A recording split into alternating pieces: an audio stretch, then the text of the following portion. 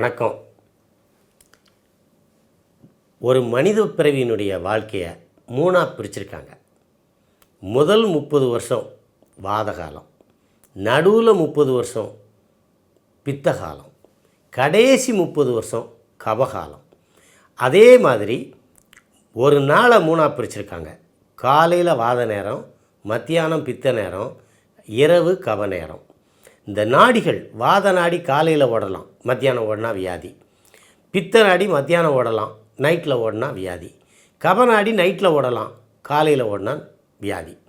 இந்த கபங்கிறது மட்டும் ரொம்ப கேர்ஃபுல்லாக இருக்கணும். ஏன்னு கேட்டிங்கன்னா, இந்த கபநாடி காலையில் ஓடிச்சுன்னா, நான் அனுபவபூர்வமாக சொல்கிறேன், கபநாடி ஓடிவிடில் காத தூரம் ஓடிவிடுன்னு சித்த மருத்துவத்தில் பாடியிருக்காங்க.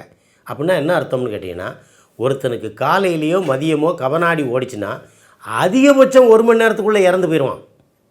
ஆகையினால் கபத்தை அசால்ட்டாக நினைக்கக்கூடாது. நீங்கள் 2020 உச்சக்கட்ட கொரோனா நேரத்தில் மெஜாரிட்டி அந்த 6 ஆண்டுகள் 20லேருந்து இன்னைக்கு வரைக்கும் செத்து போனவங்களில் அதிகமாக பார்த்திங்கன்னா மாரடைப்பில் செத்தவங்க கம்மி. கபம் சளி அடைச்சித்தான் செத்தாங்க. ஆகையினால தான் அந்த கொரோனா காலத்தில் கபத்தையும் காய்ச்சலையும், ஜுரம்ங்கிற சொல்லக்கூடிய காய்ச்சலையும் உள்ளடக்கி வந்தது தான் கொரோனா.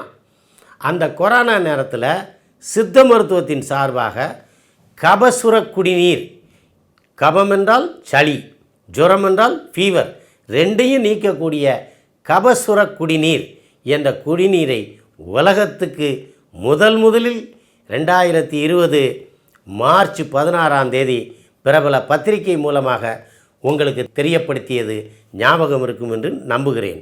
இப்பொழுது சளியை பற்றி பேசிவிட்டோம். அந்த சளியினால் மூச்சு விடுறதுக்கே சிரமமாக இருக்கும், சுகவீனமாக இருக்கும். ஆகையினால் அந்த சுவாச கோளாறு இருந்தால் நிம்மதி போயிடும். அந்த சுவாசம் சுகமாக வர்ற வரைக்கும் வாழ்க்கை நல்லாயிருக்கும்.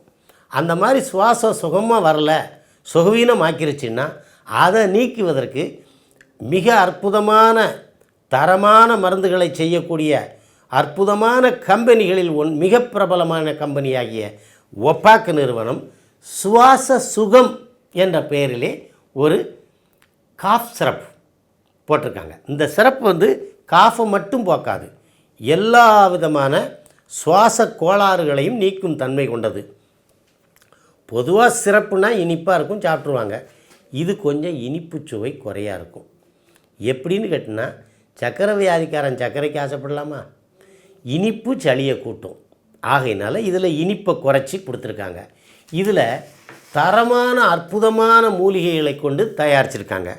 இதில் முக்கியமாக உங்களுக்கு தெரிஞ்சதை மட்டும் சொல்கிறேன். மூலிகைகள் பேர்னால் உங்களுக்கு தெரியாது. ஏலக்காய் தெரியும், கடுக்காய் தெரியும், பெருங்காயம் தெரியும், கண்டங்கத்திரி தெரியும், ஜாதிக்காய் தெரியும், நம்ம குழம்புல போடுற மஞ்சள், நஞ்சு அரைப்பான். நஞ்சுனா நெஞ்சில் நஞ்சு சேர்ந்த மாதிரி உள்ளே போய் சளி அடைச்சிக்கிடும். அதை வெளியேற்கக்கூடிய மூலிகைக்கு பேர் நஞ்சரிப்பான், டைலோஃபோரா இண்டிகாம்பாங்க. இந்த நஞ்சரிப்பான் சாப்பிட்டா தான் ஆஸ்மா குணமாகும். அந்த நஞ்சரிப்பான் ஆடாதொடை, லவங்கம், இஞ்சி, திப்பிலி, நம்ம பெருமாளுக்கு கும்பிட்றோமே துளசி. பெருமாள் சட்டை போடாமல் இருக்கார், அவருக்கு சளி பிடிக்காமல் இருக்கிறது தான் துளசி மாலை போட்டாங்க. ஆகையினால் அந்த துளசியெல்லாம் சேர்ந்த அற்புதமான மூலிகைகளை கொண்டு தயாரிக்கப்பட்ட எந்த மருந்து கூடயும் இந்த மருந்தை சாப்பிடலாம். சளியை போக்கும், நெஞ்சில் உள்ள சளியை, கோழையை வெளியே அகற்றி வரும். அதே நேரத்தில் மீண்டும் மீண்டும் சளி பிடிக்காத தன்மையை உருவாக்கும். எனவே நீண்ட காலம் சளியிலே சங்கடப்படக்கூடியவர்கள் மற்ற மருந்துகளோடு, தரமான ஆங்கில மருந்தாக இருக்கட்டும், ஹோமியோபதி மருந்தாக இருக்கட்டும், யுனானி மருந்தாக இருக்கட்டும், எந்த மருந்து கூடயும் இந்த மருந்தை சேர்த்து சாப்பிட்லாம். இதுக்குன்னு தனியாக பத்தியம் கிடையாது. எப்படி சளியை கூட்டக்கூடிய இனிப்பு, புளிப்பு இவைகளெல்லாம் நீக்கணுமோ அந்த மாதிரி நீக்கினா போதும். இந்த மருந்துக்குன்னு பத்தியம் கிடையாது.